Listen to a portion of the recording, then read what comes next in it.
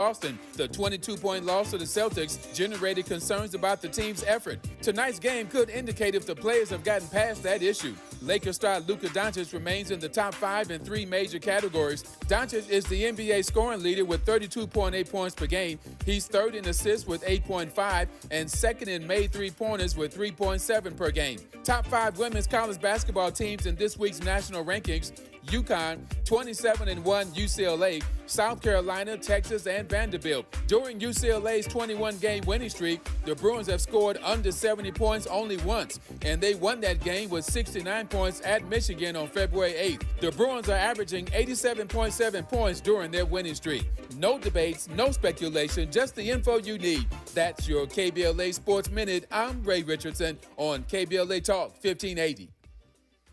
We interrupt our program to bring you this important message. Hi, I'm Tavis Smiley, and I have some news. The room is full. Our founding members cohort on the art of conversation has begun, and I could not be more energized by the professionals who said yes to mastering the craft. Their dedication to curating great conversations reminds me why I do this work. Now, if you wanted to join us and did not make it in time, I want you to hear this. The next cohort is coming. I do not have the firm dates yet, but I do have a waiting list. And everyone on that list will receive early access and special discounts when enrollment opens. After almost 40 years of interviewing world leaders and cultural icons, I am teaching everything I know. Don't miss your chance to be in the next room. Go to TavisTalks.com and get on the waiting list right now. That's TavisTalks.com. The conversation continues. Will you be part of it? Yeah, man.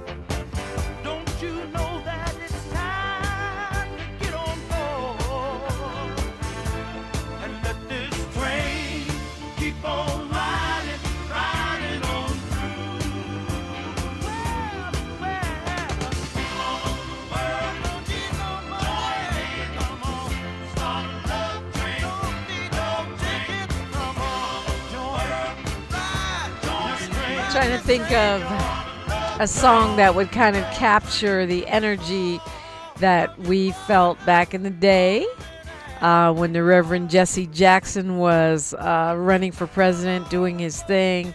And that is what came to mind, going back to some Love Train. Being joined now in studio by Akili, known in his activist circles as Baba Akili. He is a longtime organizer, community organizer, activist.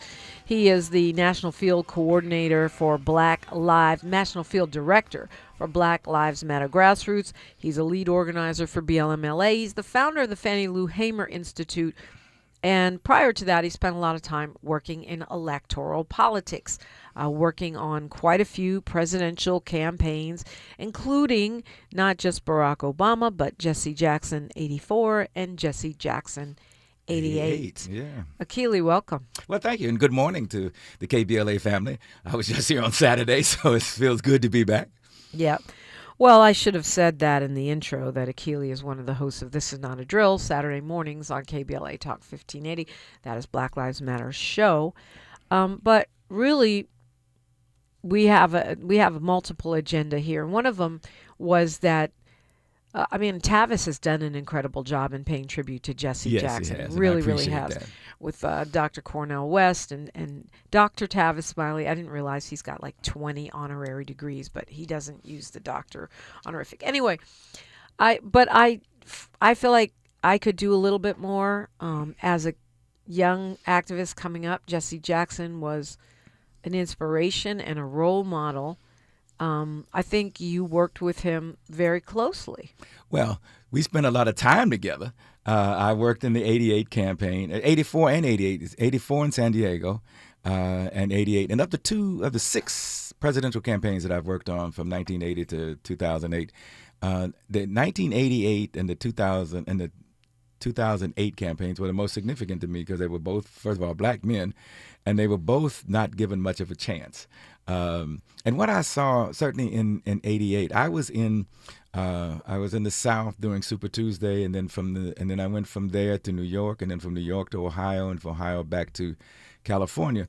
And what I saw him do, first of all, was motivate people. I mean, one of the things that he did, that he was just, because of his charisma and his capacity to speak, was really motivate people. The thing that I remember, a couple of things that I remember. First, he registered 3 million people rather. And that, 3 million voters. 3 million voters, yeah.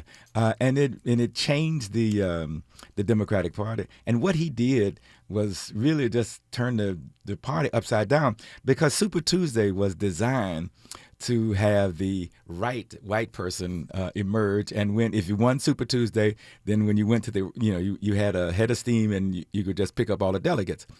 And it was really meant for Al Gore. Al Gore was the U.S. Senator from Tennessee. He was, his father had been a senator, and he was seen as the golden boy. But he didn't take off. Him and Biden was in that campaign that year too. He dropped out early because he got caught plagiarizing, so he dropped out early. And the fact that we won Super Tuesday, which meant Jesse had the most delegates over all the other candidates. So when we went into New York, we were the front runners. And by the time we got to Ohio, it was clear. Now, they started dropping out at that point, and Dukakis wound up being the nominee. But honestly, it seemed like they would have been better off with Jesse Jackson. Jesse Jackson, they would have, yeah. At least they would have had someone charismatic. And more. So the other thing about the Reverend Jackson was that he had a capacity to take complicated conditions and issues, break them down, simplify them, and get you to accept and understand them. And he was always reading. I remember when he was advised early on not to use a lot of numbers because that was confusing to people. But the way he explained those numbers and the way he laid them out, you got it. And he refused to accept this notion that you got to dumb things down for the voters, and he didn't do that. And one of the other things that I saw him do a lot, and I think I mentioned to you, I remember this is after the campaign. We were in Louisiana right after the campaign, and he came to help a congressional candidate, a campaign I was managing in Louisiana. And he was asked why in his Keep Hope Alive, I may be on welfare, I may be poor. And so he was asked by a student, we were at Southern University at the time, why he would focus, not, the poor. 2 things. He talked about, one, that poor people had been left out and locked out, and they needed to have a voice, their own voice. And then secondly, too often we don't highlight, understand, or accept the conditions of poor people. As a matter of fact, we try to dismiss and deny it. Yeah, it seems like since Jesse Jackson, Democratic candidates have been afraid to say poor people. And it's like there's a mandate. There's some central office where all the little beady-eyed consultants decided that you don't say poor. You only say middle class. You don't even say working class. Yes, yeah. And I think that you saw that kind of turn, certainly in the Clinton era, to get away from that notion. One of the things that Dr. Cornel West and Tavis did in the early days of the Obama administration was raise that issue. Why is it we run from the poor? Why is it we dismiss? We can do a whole show on that. Yeah. Because there's a famous argument between me, Tavis, and Cornel West. It's still on my YouTube if you want to see it. Because I understood what they were trying to do, but I didn't agree with the way they did it. The process for doing it? No, I didn't. And I also didn't agree with the fact that they did not do that with Clinton or Bush or any of the other presidents. Biden or none of them Republican, Democrat. I think it may change this campaign because everyone's trying to prove they're more progressive than Biden or something. Yeah, that'll be easy. But but I got it. Said that'll be easy. Yeah, I mean, and I think we've talked about it here that Biden just held just tenaciously to yesterday and would not reach for tomorrow. He wouldn't even reach for today. And I think that may have hurt him. Reach for today is hilarious. But one of the things about Reverend Jackson was one, and this is. He had a really good sense of humor. I remember riding down, and I hope I can get in touch with Tracy Rice. We were going down to San Diego, and I had just got married, and my wife was younger than I was, and he just teased me to 2 hours in the car. That's all he did. How did you wind up with someone like that? Did you drug her? Did you pay her? I mean, it was just. But the other thing about him that I learned to value was there is real. I mean, he used to talk about he was a tree shaker, not a jelly maker, which some of us was like, because we had to make the jelly. But part of his capacity, his leadership capacity, and his visionary was that he could walk into a room and get people to see. And I remember I was in Ohio, and these working class white guys, they just agreed with everything he said, the way he said it. They couldn't get past the fact that he was black, but they really agreed with him. And in those days, we didn't have enough money for hotels, so he stayed with people. He literally stayed in the homes of people as we campaigned. So he does this meeting, a big meeting with a lot of folks, and then another meeting at the home of where he's staying with just basic working class, white guys, and they really liked him, and they prefaced their support with, "I really like him. I remember one of them said, I never thought a black person really understood what we were doing." And they wound up being tremendously useful and helpful in terms of opening doors for him to get into white working class communities. They couldn't get past the fact that he was black, but they agreed with everything he said. The other thing is that Jesse opened the door and paved the way for Barack Obama. I mean, and just we'll talk about a little bit more about that when we come forward. I mean, clearly so. Obama said as much in the statement that he put forth after Jesse Jackson's death. But I want to get your take on how that played out and a lot more. We've got some Black history in our pockets here for you as well. A lot to talk about. And of course, hopefully you know by now that we are doing a homegoing celebration for the Reverend Jesse Jackson at the First AME Church. It's Friday, starts at 7. All are welcome. It is free. You don't have to register. You don't have to sign up. You don't have to have an ID. You just show up and let's do this. Let's have some fellowship. Let's share some love, and let's give honor where honor is due. That's Friday night at 7. Talking with Akili, I'm Dominique DePrima for KBLA Talk 1580. Thanks for starting your morning off with a voice that speaks truth to power and the powerless, getting to the heart of what matters most in our community. This is where authentic conversation meets real action. From breaking news and politics to culture and community solutions, this is where you hear perspectives you won't hear anywhere else. This is where we come together, get informed, and make change happen. You're inside First Things First with Dominique DePrima on KBLA Talk 1580. Good morning, sunshine. You make my day. What's up? What's up? What's up? We got to laugh the pain away.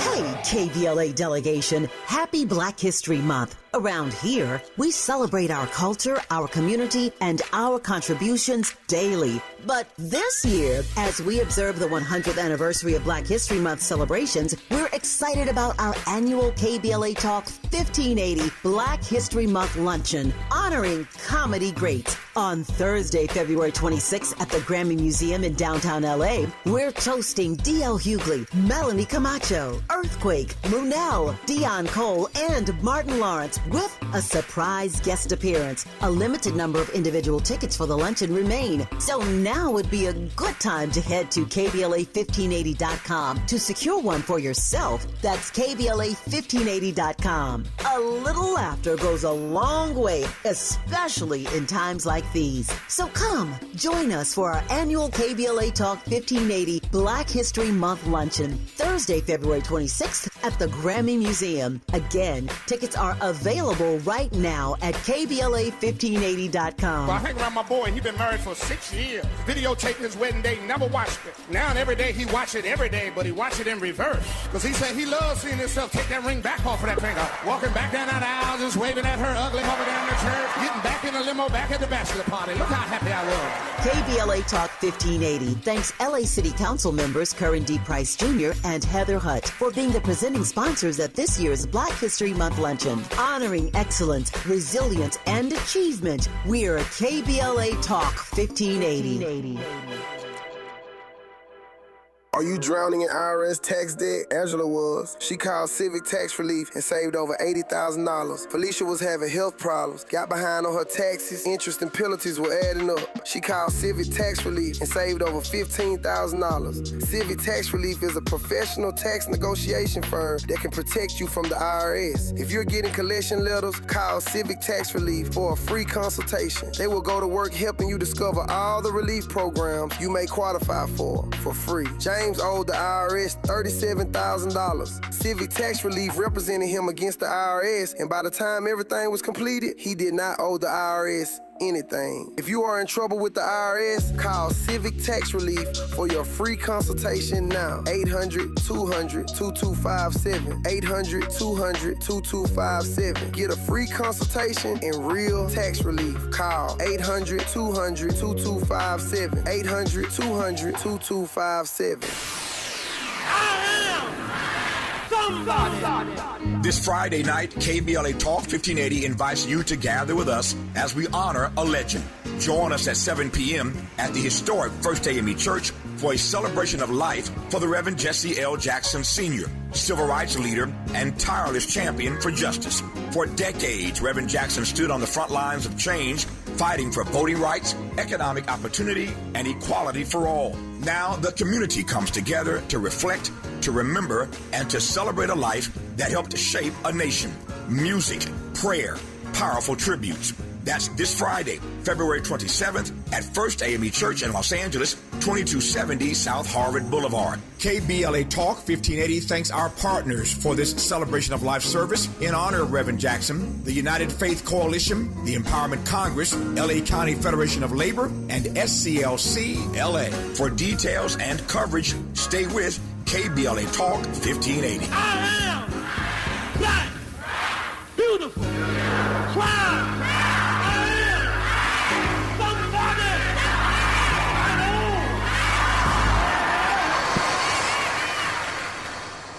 The conversation continues right now with Dominic DePrima on First Things First. Yeah, so I know Akili's here, and I know you worked on the 84 and 88 campaigns of Jesse Jackson Sr.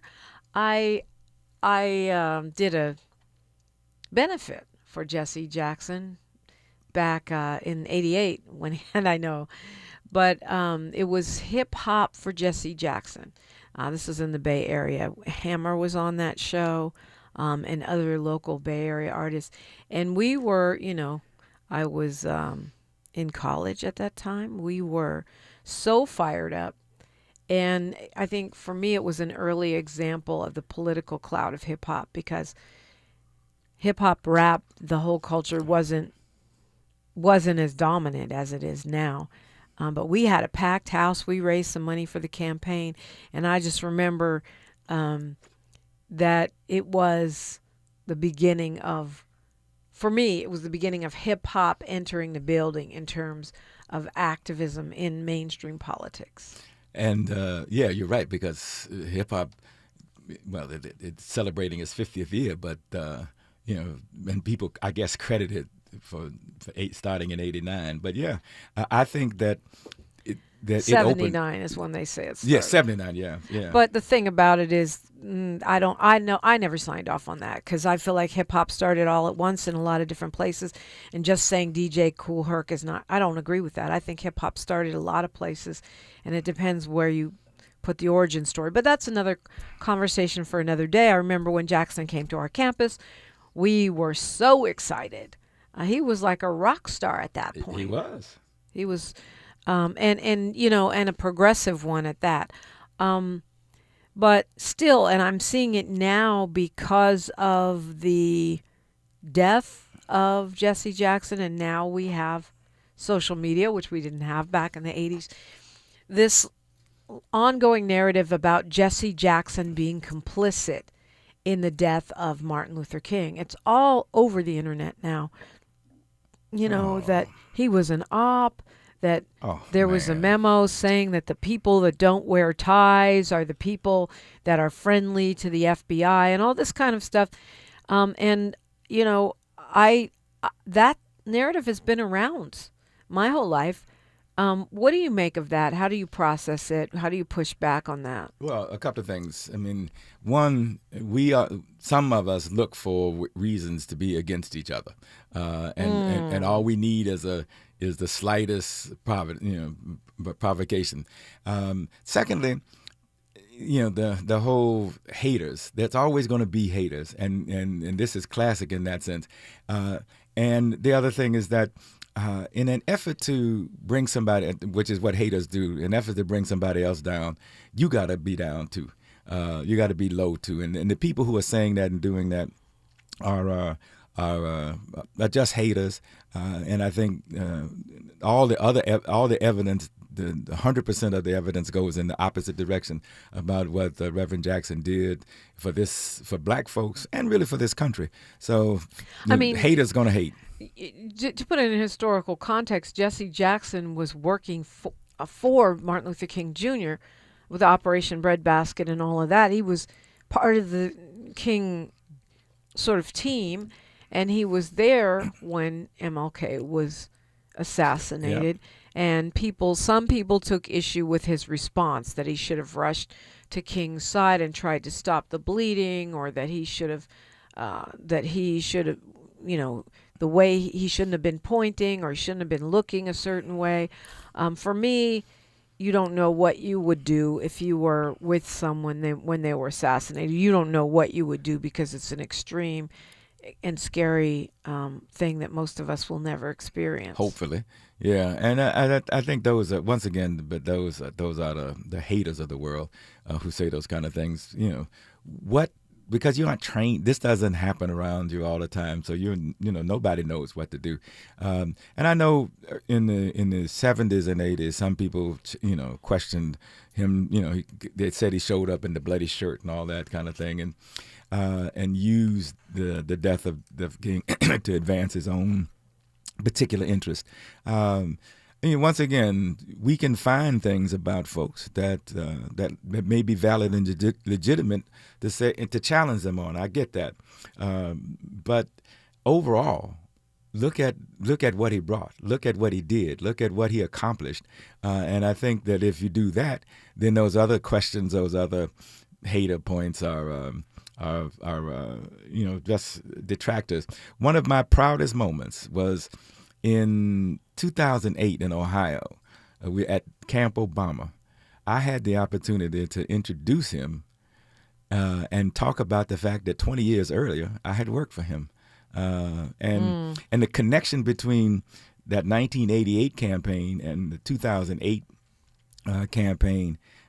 For me, it came full circle, and it for me being able to work in both those campaigns, I learned a lot from both. And the part of the reason why I think Ron Daniels, who asked me to come out to Atlanta in 1988, because in 1986 we had run a campaign right here with Anthony Thigpen around how do we increase voter turnout, because the majority of the emphasis and efforts has always been on the people who always vote. What about the people who vote sometimes? And so what Ron wanted was an example of how could we get to people who don't vote and who haven't. And that's how I wound up in 88 in Atlanta. And I enjoyed it. I learned some valuable lessons that I've applied ever since. And the biggest one, like I said, is that he had this capacity. One, to explain complicated, mixed up, difficult conditions and issues, and to simplify, to make it so you understood it and accepted it and got it. I can't think of anybody who did it better than he did. Well, and to me, that's part of the process. When we look at the legacy of Jesse Jackson Sr., we have to look at what he accomplished, what he did, who he stood up for, who he helped. And it was always the working class. It was always the poor. It was a multicultural alliance. Whether he was negotiating a hostage release or whether he was showing up to stand with factory workers who were on strike. And so to me, the character assassination that he has suffered, maybe he made mistakes. I'm sure he did. We all have. I think I hold that up against what have you done? What do you stand for? What did you champion in your lifetime? That's what I hold it up against. Not some secret thing that the FBI said that I may or may not be true. We don't trust them anyway. I mean, clearly they were targeting not just the Kash Patel FBI, the one before that. Clearly they were targeting Martin Luther King Jr. They were obsessed with him. A lot of people still believe they or the CIA were involved with his murder or the murder of JFK, etc. So I think that those secret semi-conspiracy theory whisperings, I think those are the ops. Yeah, and they will always be with us. And now that we have social media, their position is much more amplified. And for folks who are not willing to engage in at least, if not critical thinking, at least questioning thinking, right? Then they'll accept that kind of BS. Akili, I was having this conversation with a very intelligent, well-read friend of mine, a black man, and I'm, where's the receipts? Yeah. And like you said, it's the shirt, it's this, it's the direction he was pointing. He should have rushed to his aid. Well, you don't know what you would do. You don't know. I mean, you don't know what you would do. And I think the track record speaks for itself. Yep. And from my vantage point, the 84 and 88, particularly 88, well, I really like the 84 acceptance, the speech he did in San Francisco. That was just, to this day, one of his best speeches. But the thing that he did was energize the populace to do something that they hadn't thought they could do or should do. Yeah, energize and embolden. Yes. Akili is my guest. We've got news, traffic, and sports. Then more on KBLA Talk 1580. KBLA Talk 1580 is an intervention. When we come forward, includes you. KBLA Talk 1580, turning pain into power. I'm Bree Wood with BIN News Now. President Trump met with angel families at the White House, including Maria Vega, whose son was killed by an undocumented immigrant in 2014. Thank God we have you in office. Without you, America and the world would not know the consequences of open borders. Trump signed a proclamation declaring February 22nd Angel Family Day, honoring families who've lost loved ones to crime by people in the country illegally. The U.S. women's hockey team declined President Trump's invitation to attend the State of the Union after winning Olympic gold, citing prior commitments. Both U.S. teams beat Canada for gold. And the 2026 Met Gala dress code is out. Fashion is art, tied to the theme Costume Art. Beyonce, Venus Williams, Nicole Kidman, and Anna Wintour will co-chair. Vogue says guests are encouraged to treat the body as a blank canvas. Get BIN News Now, on demand 24/7 on the iHeartRadio app. The A6 Los Angeles Marathon on March 8th takes you from stadium to the stars. Whether you're a seasoned marathoner or a first-time participant, the Los Angeles Marathon offers an unforgettable experience for runners of all levels. LA, move your body, move your mind with A6. This is the KBLA Sports Minute with Ray Richardson.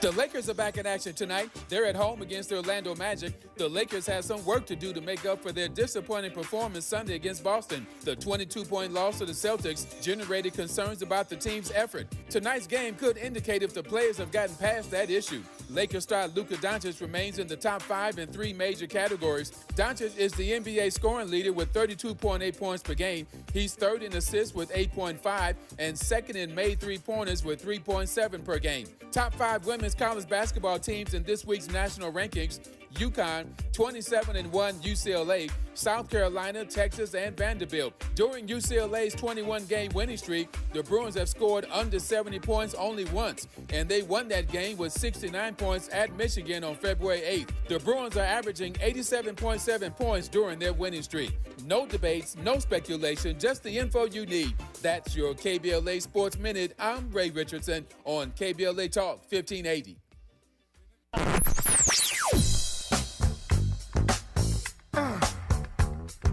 This is KBLA Talk 1580. Talk radio. That's music to your ears. We're unapologetically progressive. KBLA Talk 1580.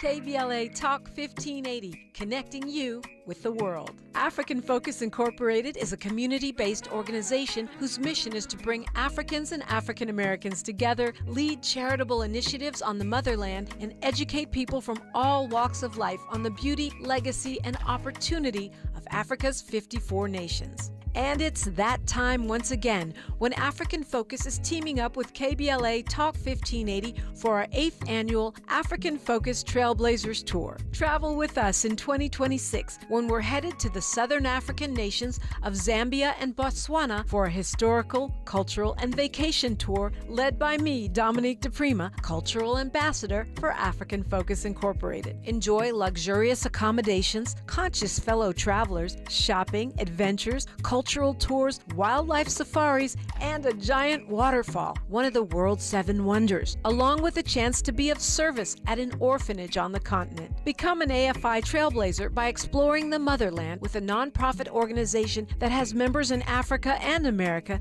to help roll out the red carpet for you, and together we'll make a difference and have fun doing it. For more information, visit africanfocus.org or call 310-676-7300. That's 310-676-7300 or africanfocus.org. Whether it's stateside or exploring the diaspora, we're with you every step of the way. African Focus and KBLA Talk 1580.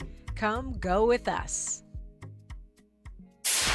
KBLA Talk 1580. We've got a lot to talk about. KBLA Talk 1580, connecting you with services and solutions. Created with a share of the 1984 Olympic Games surplus, LA 84 began operations in 1985 as a grant-making and educational foundation. Today, the LA 84 Foundation supports hundreds of nonprofit youth sports organizations throughout Southern California annually, trains coaches, commissions research, convenes conferences, and maintains the world's premier Olympic and sports library collection. They are transforming lives and communities through the power of youth sports. To find out about youth sports programs for yourself or your child, and to get information about the grants and support they offer to schools and nonprofits, or if you want to make a donation, please visit la84.org. That's la84.org. Or you can call them at 323-730-4600. This is a community call to action from KBLA Talk 1580. Broadcasting live from Leimert Park, USA. Welcome back to your home for unapologetically progressive radio. KBLA Talk 1580. Welcome back indeed. I'm so glad you're here. Guess who else is here? Akili is here. we're talking national politics. We're celebrating Reverend Jesse Jackson Sr., who we are doing a special West Coast commemoration for, a homegoing for on Friday. Cornel West will be there speaking. Pastor Timothy Tyler, Rabbi Stephen Jacobs, Tavis Smiley, Yvonne Wheeler, and Shirley Weber are all confirmed to speak. The Secretary of State, all confirmed to speak. That's at First AME Church. It's 7 p.m. Friday. It's free, and you don't need to do anything but come. Bring yourself. Akili, of course, worked with Jesse Jackson Sr. in 88 and 84 on those campaigns, and apparently thereafter. There are multiple memorial services. Of course, Chicago, there's an event in D.C. and South Carolina, as well as Reverend Jackson will lie in repose at the headquarters of Rainbow Push in Chicago all week. And then there will be the public celebration of life and homegoing services after that. The services from March 1st to March 4th in Washington, D.C., and in South Carolina, which is, of course, where he was born and raised. And I'm glad to see these multiple commemorations happening, because he deserves it. I think, certainly more so than some other people deserve it. I'm not gonna say I'm not gonna say no specific name, but Charlie Kirk. Oh, Lord. You about to get me in trouble again. Here comes Breitbart. But no, I agree. And they're going to do the public celebration of life at House of Hope, which is a 10,000-seat church on March 6th. And then they'll have the private homegoing at Rainbow Push, which they are also going to live stream. So I think all of that is good. I don't know. Well, maybe I shouldn't say it on the radio because she texted me. I don't know if she wants me to say it out loud. But this is Black History Month. Yes. And certainly Jesse Jackson Sr. made a lot of Black history. I remember hearing him speak in Compton one time where he complained about Black History Month without the Black history, where we just kind of like get these posters of civil rights leaders or whatever, pictures of Rosa Parks, but no real history. And that always stayed in my head because it's the way, even right now with his death, the way they're trying to co-opt Jesse Jackson. And by they, I mean the GOP, co-opt his legacy. On the one hand, Trump is saying, like he was his very good friend of mine. At the same time, Speaker Mike Johnson refuses to fly the flags at half staff, even though they did so for Charlie Kirk, for example. Yep. And I think that's one of the things for me, having grown up in segregation, this is what I grew up in. This is the kind of environment that many of us grew up in, where white people would, on the one hand, deny being racist and that they, but then all of their actions, all of their activity, all of their statements were clearly racist. But they would just go through and of course blame us for the way things were. So, and I never thought I'd live through that again, but here we are.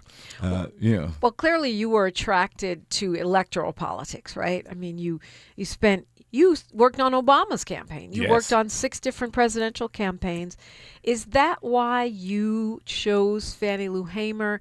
The name of your organization is the Fannie Lou Hamer Institute. Is it because of her impact on the electoral politics scenario, or what was it about Mrs. Hamer? Well, first of all, her strength. And I met a lot of people who worked with her. And they all say she was like your favorite aunt. They all say that she was like your grandmother. And she was, in many ways, the heart of the civil rights movement. She was a sharecropper. And she could explain and interpret the real conditions on the ground that people were living in. She was what Gavin Newsom's trying to say, act like he is. Yeah. I was a sharecropper. Yeah, okay. And by that I mean, anyway. Yeah. Yeah. But she was genuine. But she was strong. And I often ask myself, So she goes to register to vote. The owner of the plantation comes out and tells her to go and take her name off the roll, and she says to him, well, I didn't register for you, I registered for me. And she becomes homeless. He puts her off. And the next night, they shoot into the place where she's staying. Luckily, nobody gets hurt. Now, that may have been enough for most of us, maybe enough for me to go, well, wait a minute, this is kind of dangerous. But then she stuck to it, and she got other people involved. And then she got beat up. The story she tells about they're coming back from a voter registration and education thing, and how they got pulled over for being in the wrong color yellow bus, and that she got beat up. That many of us think contributed to an early and untimely death. I don't know if I could have done that. I don't know, and I often ask myself, could I have done? I mean, I've been arrested now 12 times, but could I have done that? He says proudly. Yeah, but all of them were for protesting. Yeah. I mean, I was arrested for other stuff prior to this, but that was for being stupid. But I often ask myself, could I have done that? Could I have sustained it? Could I have been strong enough to get through it and continue to do it? And she was an example of that. And I've just felt, and many of us felt, that her name, her legacy, her contributions, and her leadership needed to be remembered, uplifted, and promoted and advanced. And so, and we thought it was fitting, and we tried to do something in Black History Month to remember her and highlight her. And so, what we're doing this month, and very quickly, two things that Reverend Jackson and Fannie Lou Hamer have in common: they both opened up the Democratic Party in 1964. When she challenged the delegation for not seating black folks, and what Jesse did in 1988, both opened up the Democratic Party and made it much more inclusive, much more representative of the interests, issues, and concerns of black people. So you having a Black History Month program? That's where we were going with yes. it. For the Fannie Lou Hamer Institute. It's taking place this Saturday, the 28th, from 10 a.m. to 12 noon. And this is at the community-owned center next to McDonald's, if you're in L.A., 4276 Crenshaw Boulevard. What's happening there? What's the goal? Who can go? How do we go? How do we be down? Well, it's open to the public, but it's about the black healthcare justice. One of the things that happened with Mrs. Fannie Lou Hamer, she was given what they call a Mississippi appendectomy, where she was sterilized without her knowing and certainly without her permission. And as a consequence, she could not have any children. That was so terrible. Yeah, it was. But part of the reason we're having this forum on health, Black Justice Healthcare, and we've got people like Jan Robinson Flint to talk about the conditions of black women today. Healthcare is a real issue. Speaking of black women today, Sheila says you definitely came back after being brutalized. She's remembering when you got brutalized in front of Mayor Garcetti's house. Yeah, and you came back, and here you are, yes. still talking smack. Yes. I mean, still advocating for the people. So she says she's pushing back on your narrative about could you do it? Could you have done it? Yeah. Saying that you are doing it. Yeah. But I certainly have had to ask myself that question. And I think the LAPD, didn't you have a scuffle with them recently? Yes, with the sheriffs, really. Well, okay, the sheriffs even worse. They put hands on you, right? Well, yes, yeah. We were coming back, and a couple of times the police have done that. Some of the arrests that he says casually, I'd be over here crying. But anyway. And I think part of the reason I asked myself that question and uplift Mrs. Hamer is because it would be easy. It could have the first time when she was put off the plantation and made homeless, and then they shot into her house.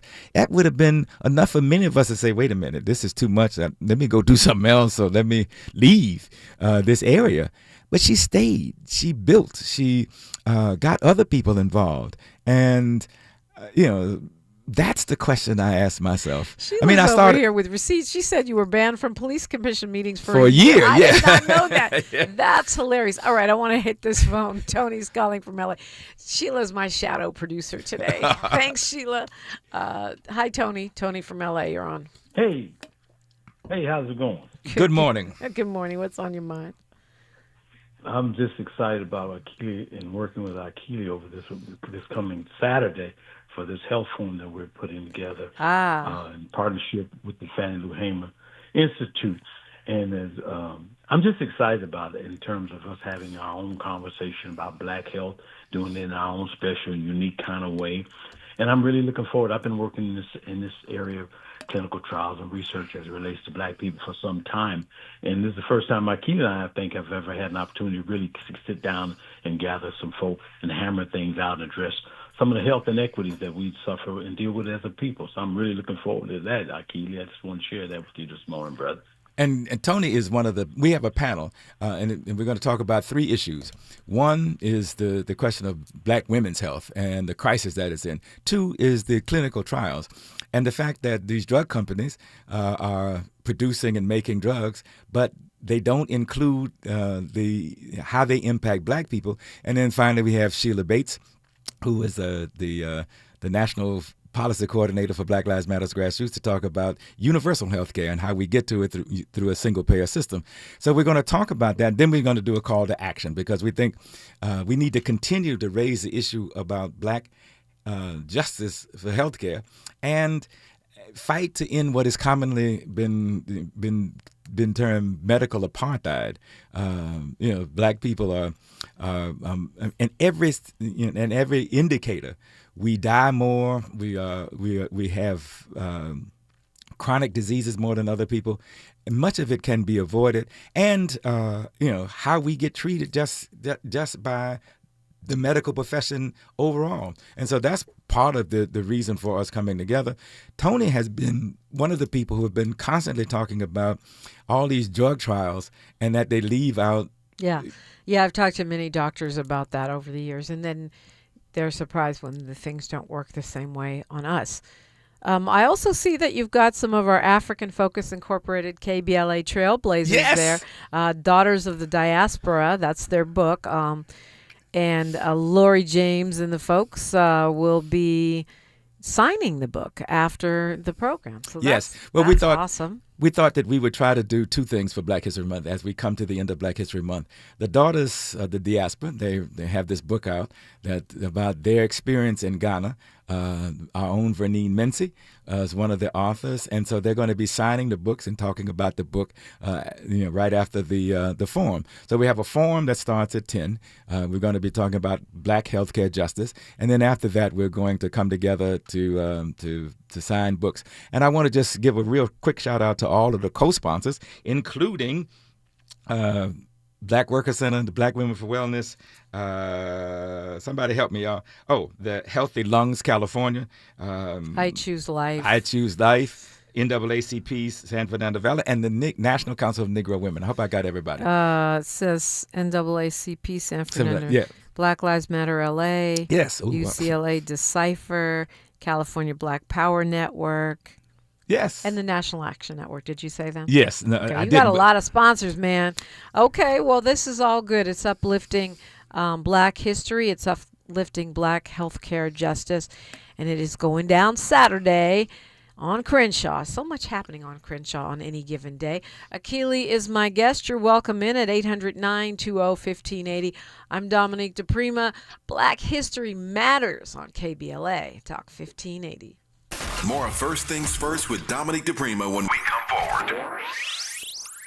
Looking for a purposeful and passionate way to make a difference in your community? Volunteer with our Senior Medicare Patrol and help prevent Medicare fraud. S&P volunteers work in their community educating peers about healthcare fraud and how to prevent and detect it. Free training starts soon. Check us out online or at an S&P open house near you. We're on a mission to stop fraud. Join our team. You make a difference. Visit caspvolunteer.org. Getting around LA doesn't have to cost a lot. Metro has fares that fit every budget. 20 free rides for qualified riders through the Life Fare program. free passes for students with GoPass, and affordable options for everyone in between. Wherever you're going, Metro's got you covered. Visit metro.net/fare programs. They call it progress, but progress has a price. Land once held in black hands, taken, stolen, erased. Acres paved into highways, fields burned. Homes replaced by parking lots and broken promises. Every deed lost was a dream deferred. We talk about millionaires, but what about the millionaires that never were? The farmers whose soil was seized. The families who watched their inheritance disappear. The wealth that never had a chance to grow because its roots were ripped from the ground. They took the land, but never the legacy, because the soil remembers, and so do we. Every story matters. Our mission is to collect, preserve, and amplify these stories. If this is part of your family's history, visit blacklandlost.org/share your story and help bring us closer to justice. We've got a lot to talk about. I'm Reverend Gerald, the life coach. Is someone you love struggling with addiction and mental illness? Is improving your family's health important? Want to leave a legacy that your family can grow? Are you ready to enhance your perception of life experiences? Then wake up weekends at 7 a.m. with Urban Family Focus and get the wisdom, opportunity, resources, and motivation to live your best life. Join the conversation on Urban Family Focus Saturday and Sunday at 7 a.m. Unapologetically progressive. KBLA Talk 1580. We've got your black. KBLA Talk 1580. We've got a lot to talk about. KBLA Talk 1580, connecting you with services and solutions. Created with a share of the 1984 Olympic Games surplus, LA 84 began operations in 1985 as a grant-making and educational foundation. Today, the LA 84 Foundation supports hundreds of nonprofit youth sports organizations throughout Southern California annually, trains coaches, commissions research, convenes conferences, and maintains the world's premier Olympic and sports library collection. They are transforming lives and communities through the power of youth sports. To find out about youth sports programs for yourself or your child, and to get information about the grants and support they offer to schools and nonprofits, or if you want to make a donation, please visit la84.org. That's la84.org. Or you can call them at 323-730-4600. This is a community call to action from KBLA Talk 1580. It's never too early to start talking about money in realistic ways with your kids. JP Morgan Chase navigates how to educate your kids now about creating long-lasting, healthy money habits. Whether your kids are in elementary school, high school, or college, now is a great time to start a conversation about ways to create healthy money habits as they grow, ultimately benefiting their financial future. Talking about money in a realistic way to support your kids' lifestyle and dreams, your first banking account geared towards high school or college. It's never too early. Explaining the basics, what you earn and what you spend, building financial confidence starts with getting organized. Learning and practicing vital money skills now will stay with them for life. Tools they will have to stay on top of their finances and achieve their goals. This segment is sponsored by JP Morgan Chase.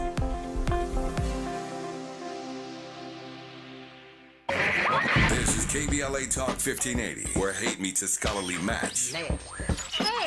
It is, and Akili is here. We're talking Black history. We're talking Jesse Jackson, who we're having a program for, a homegoing at First AME Church on Friday. All are invited, all are welcome, 7 p.m. Here in Los Angeles. And we're talking the Black History program that is happening in honor of Fannie Lou Hamer, the Fannie Lou Hamer Institute, of which Akili is the founder. We've got Lori on the phone. Is this Lori, Daughters of the Diaspora, Lori? Yes, it is. Good morning, Queen. Greetings, Dominique. And I would like to thank you so much, Akili. I am honored that you're allowing the Daughters of the Diaspora to participate in the Black History Month at Fannie Lou Hamer Institute program. we are so excited about that, and the timing is impeccable because it's Black History Month. Our book was released this month, and today happens to be my birthday. So I did not so know excited. that. Happy birthday, Queen. Thank you. So I'm so excited. Thank you, Akili. And yes, I have been giving annual trips to Ghana for the past 5 years. We're going next month, and we're also having a book signing at the W.E.B. Du Bois Center in Accra, Ghana. Wow. So I'm so excited, and I would like to, thank everyone and hope everyone can come out this Saturday for the event.